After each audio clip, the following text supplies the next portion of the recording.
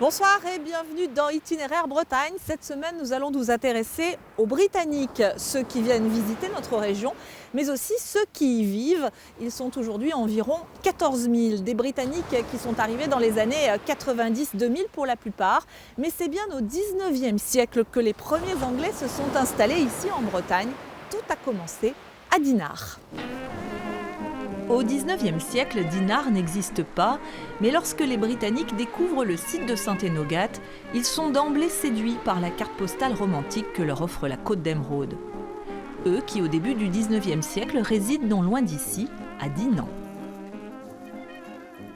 À Dinan, il y a de très nombreux prisonniers issus des guerres napoléoniennes, et donc les enfants vont venir s'installer autour de Dinan. Et effectivement, la famille Faber, qui fait partie à ce moment de la gentry dinanaise, va être invitée par Robert Montes, ce consul qui est là en 1850. Ils vont admirer ce paysage. Liona Faber est aujourd'hui considérée comme l'inventeur du lieu. Devenue veuve, elle décide de rester à Dinard. Madame Faber va acheter des terrains en 1854. Et donc elle va faire construire Sainte-Catherine. C'est la première villa du site balnéaire. Peu à peu, d'autres Anglais la rejoignent et font construire des demeures à la pointe du Moulinet. C'est le cas du colonel Hamilton, dont la villa va donner son nom au quartier. Quand le colonel Hamilton découvre la villa, il descend dans les escaliers. Il y a des escaliers qui montent, qui descendent un petit peu partout, et beaucoup d'antiquités. Et il va s'écrier « My God, what a bric-à-brac !» Et tout le quartier anglais va prendre le nom de bric-à-brac. Les Britanniques vont lancer la mode des bains de mer et des courses hippiques, créer le golfe de Dinard, mais aussi en 1879, l'un des tout premiers clubs de tennis en France. Voilà le dernier vestige. D'ailleurs, il reste encore un court de tennis qui se trouve derrière. Donc on accédait ici, la colonie anglaise. Il y a beaucoup de photos qui représentent justement les membres de la colonie qui prennent le thé même dans les jardins du tennis. Ils ouvrent aussi des banques, des hôtels ou des commerces. Toute la rue était occupée par des commerçants britanniques. Ici, vous aviez une épicerie fine. Ici, c'était une pharmacie anglaise.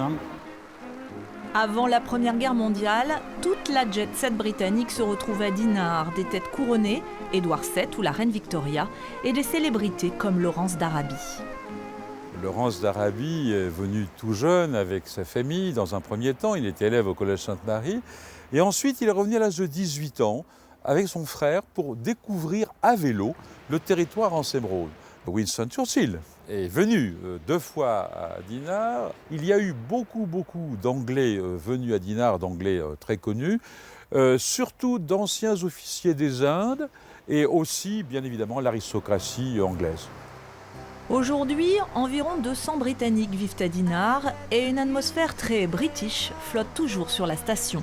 Le festival du film britannique créé en 1989 y est certainement pour quelque chose. Bonsoir Agnès Talbourdet. Alors vous êtes élue à Dinard et vous êtes chargée de mission auprès du Festival du film britannique. C'est vrai que depuis cette première édition du festival, eh bien, beaucoup d'eau a coulé dans la Tamise. Ce festival, il a un petit peu grandi en même temps que la production cinématographique britannique. Elle n'était pas ce qu'elle est devenue aujourd'hui. Elle était beaucoup plus restreinte alors, c'est ça? Oui, tout à fait, oui. Le premier festival de 1989 avait un panel de films qui était plus restreint que ce qu'on peut avoir actuellement. Mais depuis, on a vu passer à peu près tous les grands réalisateurs et les grands acteurs britanniques à Dinard, de Roger Moore à Colin Firth. Donc aujourd'hui, c'est vrai qu'elle se porte plutôt bien, la production cinématographique britannique. Et puis, patatras, le Brexit arrive. Est-ce que le Brexit peut aussi avoir des implications pour vous, pour le festival britannique de Dinard directement ou pas? Ou là, est-ce que c'est encore les grandes interrogations finalement? Alors, pour l'instant, aucune.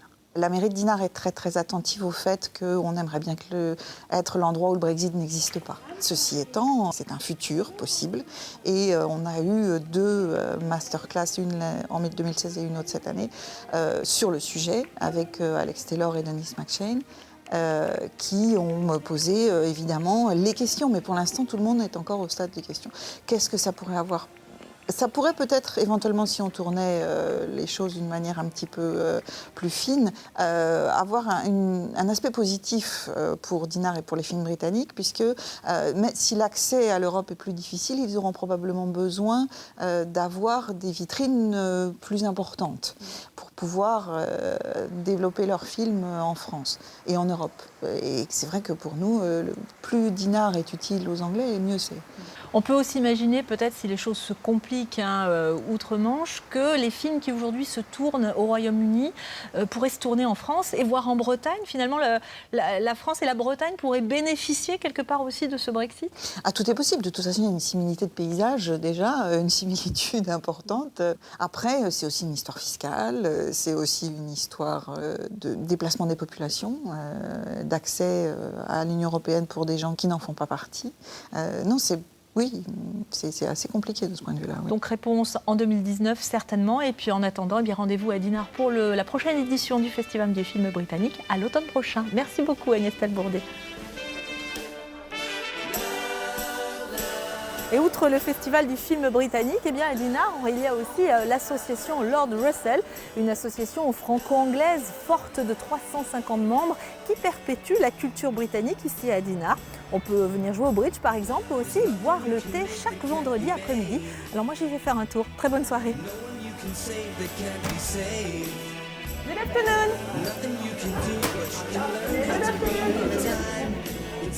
This is a cup of tea for me. Oh. I just caught it. Thank you very much. All you need is love.